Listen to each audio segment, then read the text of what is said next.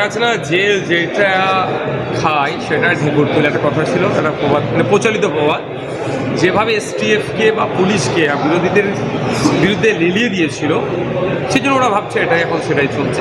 কিন্তু সত্যিকার অর্থে কাউকে অন্যায়ভাবে পুলিশকে দিয়ে এসটিএফকে দিয়ে হ্যারাসমেন্ট করে তারা আমি বিরুদ্ধে, কিন্তু অভিষেকবাবু বা তার দলে যারা সর্বোচ্চ আছে কিছুই তাদের বিরুদ্ধে ব্যবস্থা গ্রহণ করছে না, লোক দেখানো করছে। আমরা মনে করছি যেন কালীকারের কাকুর ভয়েস টেস্টের এখনো রিপোর্ট পাবলিশ হলো না, তাহলে তো ওই মামলাটা তো অনেকটাই এগিয়ে গিয়েছিল।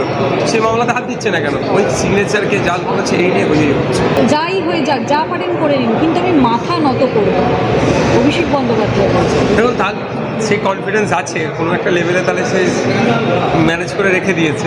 এতদিন চলছিল 21শে জুলাই তুমি কার, এখন হচ্ছে তৃণমূল তুমি কার।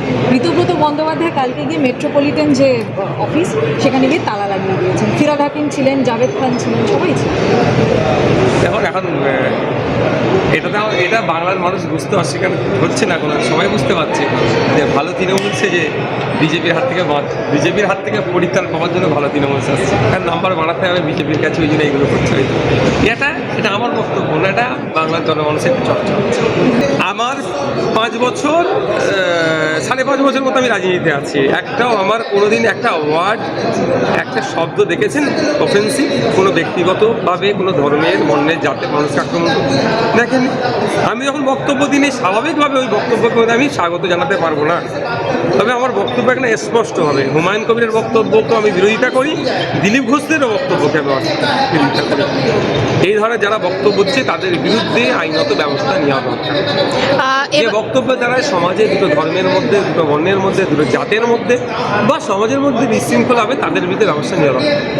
দুটো বিষয় যেটা আছে, যেটা বরাদ্দ করেছে সেটা 100% খরচের আমি দাবি তুলেছি এবং বাজেট বাড়াতে করেছি। তবে একটা কথা বলি, বিগত দিনে মমতা ব্যানার্জি 5,600 কোটি টাকা বাজেটে প্রপোজ করলো, তবে অ্যালোকেশনে যাবেন তার 50%, আর খরচে তার থেকেও কম। মানে যে 5,600 কোটি টাকা বরাদ্দ করেছিল, প্রপোজ করেছিল, অ্যালোকেশন করেছে 2,800 কোটি টাকা, আর খরচ হয়েছে 2,300 কোটি টাকা।